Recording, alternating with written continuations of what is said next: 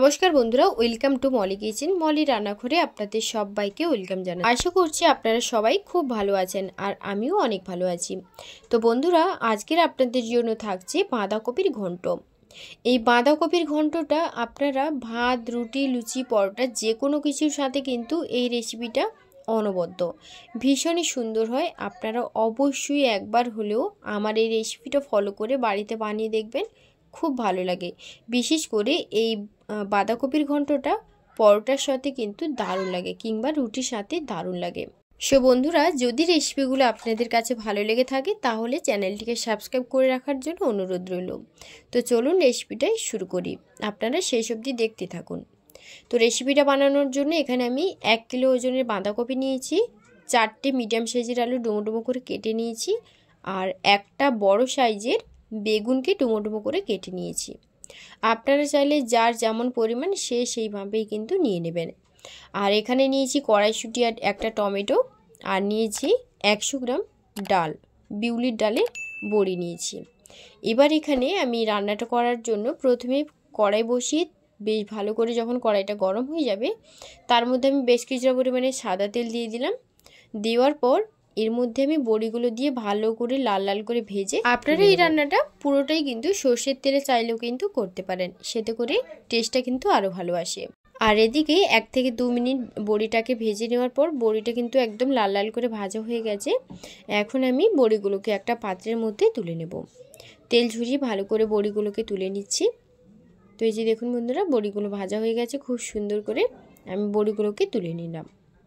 বড়িটা তুলে নেওয়ার পর এবার আমি এর মধ্যে বেশ কিছুটা পরিমাণ যে বেগুনগুলো কেটে রেখেছিলাম সেই বেগুনগুলো ওই তেলের মধ্যে দিয়ে দেব। তো বড়িটা তুলে নিয়েছি, এবার কড়াইয়ের মধ্যে আরও একটু তেল দিয়ে দিলাম। দেওয়ার পর বেগুনগুলো এর মধ্যে দিয়ে দিচ্ছি। বেগুন দেওয়ার পর এর মধ্যে কিন্তু লবণ, হলুদ কোনো কিছুই আমি দেব না। আমি বেগুনটা তেলের মধ্যে দিয়েই কিন্তু নাড়াচাড়া করে লালচে কালার হয়ে আসলেই কিন্তু তুলে নেব। কারণ লবণ কিংবা হলুদ এইখানে আপনারা চাইলে হলুদও দিতে পারেন, তবে লবণটা কিন্তু দেওয়া যাবে না, কারণ লবণ দিলে বেগুনটা কিন্তু নরম হয়ে যেতে পারে, সেক্ষেত্রে খুব একটা ভালো লাগবে না। বেগুনটা দেওয়ার পর 3 থেকে 4 মিনিট ভালো করে নাড়াচাড়া করে নেওয়ার পর বেগুনটা যখন একদম ব্রাউন কালার হয়ে আসবে তখন কিন্তু বেগুনগুলোকে তুলে নেব। তো দেখুন, এই বেগুনগুলোকে আমি হাই ফ্লেমে 3 থেকে 4 মিনিট ধরে লাল লাল করে ভেজে তুলে নেব।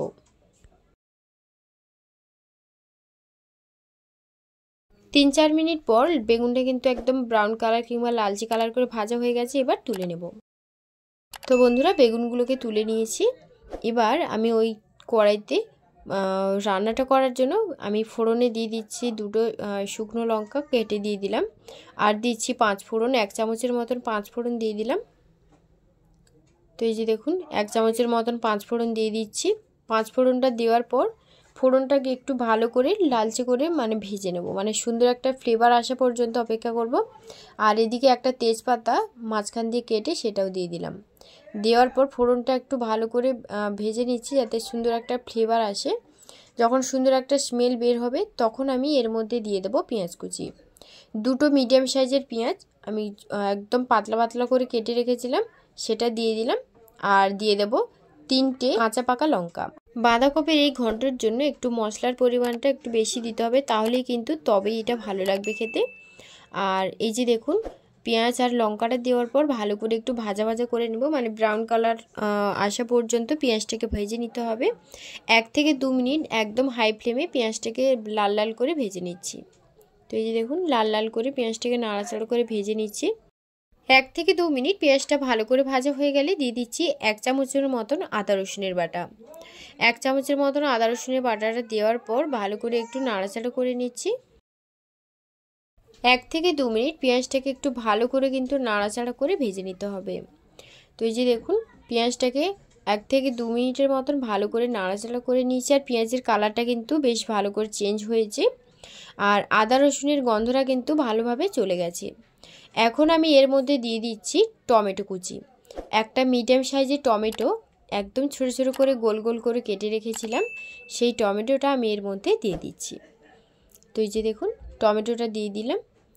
টমেটোটা দেওয়ার পর টমেটোটাকেও কিন্তু ভালো করে ভেজে নিতে হবে, একদম গলে যাওয়ার মতন করে কিন্তু টমেটোটাকে ভালো করে গলিয়ে নিতে হবে।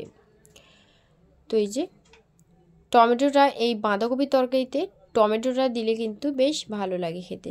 টমেটোটা দেওয়ার পর ভালো করে একটু নাড়াচাড়া করে নেওয়ার পর এর মধ্যে দিয়ে দেবো আলু।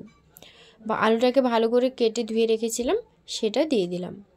আলুটা দেওয়ার পর আবারও একটু ভালো করে নাড়াচাড়া করে নিচ্ছি। আর আলুটা দেওয়ার পর 4 থেকে 5 মিনিট ধরে ভালো করে কিন্তু আলুটাকে ভেজে নিতে হবে।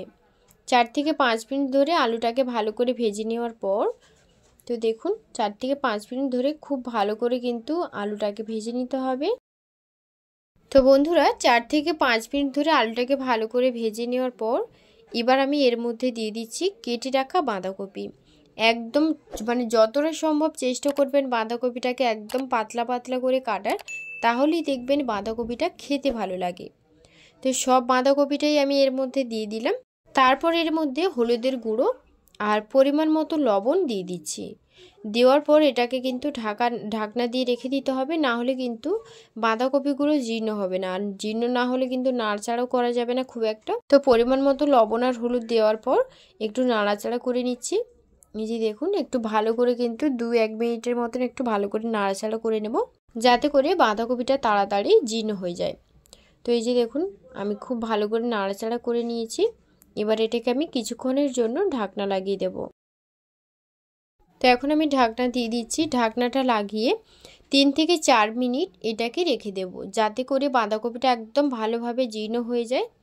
তো দেখুন 4 থেকে 5 মিনিট পর ঢাকনাটা খুলে নিয়েছি।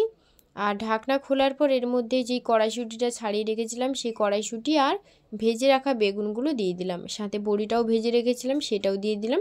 আর হ্যাঁ, বড়িটা কিন্তু এই পর্যায়ে দিতে হবে, না হলে কিন্তু বড়িগুলো সেদ্ধ হবে না। যেহেতু এখানে জল পড়ছে না, তার জন্য কিন্তু বড়িটা এই পর্যায়ে দিতে হবে। এরপরে কিন্তু বড়িগুলো দিলে বড়িগুলো কিন্তু সেদ্ধ হবে না। তো বেগুন আর বড়ি আর কড়াইশুঁটি দেওয়ার পর আবারও একটু সব কিছু ভালো করে মিশিয়ে নেব। আর দেখুন বন্ধুরা বাঁধাকপিটা কিন্তু কতটা জীর্ণ হয়ে গেছে। তো নাড়াচাড়া করে নিচ্ছি 4 থেকে 5 মিনিটের মতন খুব ভালো করে নাড়াচাড়া করে নেওয়ার পর এটাকে একদম হাই ফ্লেমে ভালো করে রান্নাটা করে নেব। 2-3 মিনিটের জন্য আবারও ভালো করে একটু নাড়াচাড়া করে নিয়েছিলাম। তারপর আবারও ঢাকনা লাগিয়ে দেবো 2-3 মিনিটের জন্য। তাহলে বেগুন, আলু আর বাঁধাকপিটা কিন্তু ভালোভাবে সেদ্ধ হয়ে যাবে। তো ঢাকনাটা খুলে নিলাম 3 থেকে 4 মিনিট পর। তারপর এর মধ্যে দিয়ে দিলাম ধনের গুঁড়ো 1 চামচের মতন, আর 1 চামচের মতন ঝাল লঙ্কার গুঁড়ো, আর 1 চামচের মতন জিরের গুঁড়ো। সবজিগুলো সব কিছু ভালো করে সেদ্ধ হওয়ার পর আমি এর মধ্যে সব মশলাগুলো অ্যাড করে দিলাম। দেওয়ার পর আবারও একসাথে সব কিছুকে ভালো করে মিশিয়ে নেব। তো দেখুন 2 মিনিটের মতন সব কিছু ভালো করে মিশিয়ে নিচ্ছি। মিশিয়ে নেওয়ার পর আর রান্নাটা কিন্তু মানে প্রায় কমপ্লিট হয়ে এসছে, কারণ আলুগুলো কিন্তু একদম ভালোভাবে সেদ্ধ হয়ে গেছে, সাথে বাঁধাকপিগুলো। তো নাড়াচাড়া করে 3 থেকে 4 মিনিটের মতন ভালো করে নাড়াচাড়া করে নিচ্ছি। তো দেখুন ভালো করে নাড়াচাড়া করে নেওয়ার পর এটাকে আরও কিছুক্ষণের জন্য ঢাকনা দিয়ে দেব, যাতে রান্নাটা পুরোপুরিভাবে কমপ্লিট হয়ে যায়। তো এই যে দেখুন বন্ধুরা ভালো করে নাড়াচাড়া করে নিচ্ছি।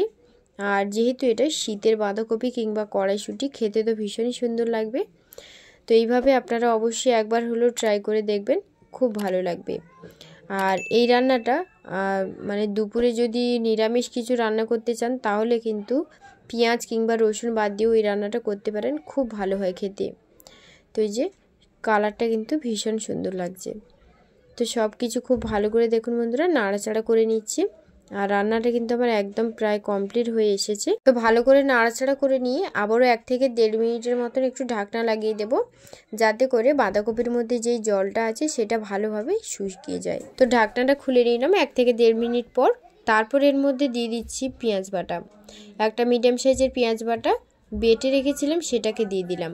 এই রান্নাতে পেঁয়াজ বাটাটা কিন্তু অবশ্যই দেওয়ার চেষ্টা করবেন সবার শেষে, মানে রান্নাটা নামানোর 1 থেকে 2 মিনিট আগে। তাহলে কিন্তু এই রান্নার টেস্টটা আপনারা পেঁয়াজ বাটাটা দেওয়ার পরেই বুঝতে পারবেন, খুব সুন্দর হয় খেতে। আর এদিকে কিন্তু আলু, বাঁধাকপি, বড়ি সব কিছু কিন্তু একদম ভালোভাবে সেদ্ধ হয়ে গেছে। তো নাড়াচাড়া করে নিচ্ছি। আর পেঁয়াজ বাটাটা দেওয়ার পর 1 থেকে 2 মিনিট, এর বেশি কিন্তু একদমই রাখা যাবে না, তাহলে কিন্তু রান্নার টেস্টটাই কিন্তু সম্পূর্ণ আলাদা হয়ে যাবে। তো এই যে সব কিছু ভালোভাবে সেদ্ধ হয়ে গেছে, বড়িটাও কিন্তু একদম ভালোভাবে পারফেক্টলি সেদ্ধ হয়ে গেছে। তো এবার আমি এটাকে আরও কিছুক্ষণ একটু নাড়াচাড়া করে নিয়ে গ্যাসটা অফ করে দিয়েছি। তারপর গ্যাস অফ করে গোটা জিরে আর গোটা গরম মশলা যেমন এলাচ, দারচিনি, লবঙ্গ একসাথে ভালো করে একটা ভেজে গুঁড়ো করে রেখেছিলাম। এটা কিন্তু আমার রেগুলার মশলা, এটা কিন্তু দিলে ভীষণ ভালো হয়, মানে টেস্টটা কিন্তু দ্বিগুণ বাড়িয়ে দেয়। তো গুঁড়ো মশলাটা দেওয়ার পর দিয়ে দিয়েছি ধনেপাতা কুচি বেশ কিছুটা পরিমাণে। তারপর এটাকে সব কিছুকে ভালো করে মিশিয়ে নিচ্ছি। ভালো করে মিশিয়ে নেওয়ার পর জাস্ট আমি এখানে 30 সেকেন্ডের মতন একটু নাড়াচাড়া করে নেব। তারপর গ্যাসটা অফ করে আপনাদের সার্ভ করে দেখাচ্ছি। তো বন্ধুরা, রান্নাটা কিন্তু এবার একদম কমপ্লিট। এবার আপনাদের সার্ভ করে দেখাচ্ছি। সো দেখুন, আজকের রেসিপিটা কিন্তু এই ভাত, রুটি, লুচি, পরোটা যা কিছুর সাথে খাবেন দারুণ খেতে। আপনারা অবশ্যই এভাবে একবার হলেও বাড়িতে বানিয়ে দেখবেন, খুব ভালো হয় খেতে। বন্ধুরা, আজকের রেসিপি আপনাদের কাছে কেমন লাগলো আমাকে কিন্তু কমেন্টে অবশ্যই জানাবেন, এবং বাড়িতে বানালে সেটাও কমেন্টে জানাবেন যে খেয়ে আপনাদের কাছে কেমন লাগলো। আর পরবর্তী ভিডিও সবার আগে দেখার জন্য অবশ্যই কিন্তু আমার চ্যানেলটিকে সাবস্ক্রাইব করে রাখবেন, যাতে আমি যখনই কোনো রেসিপি আপনাদের সাথে শেয়ার করব সেটা খুব সহজে আপনারা পেয়ে যাবেন। সবাই ভালো থাকবেন, সুস্থ থাকবেন। ধন্যবাদ।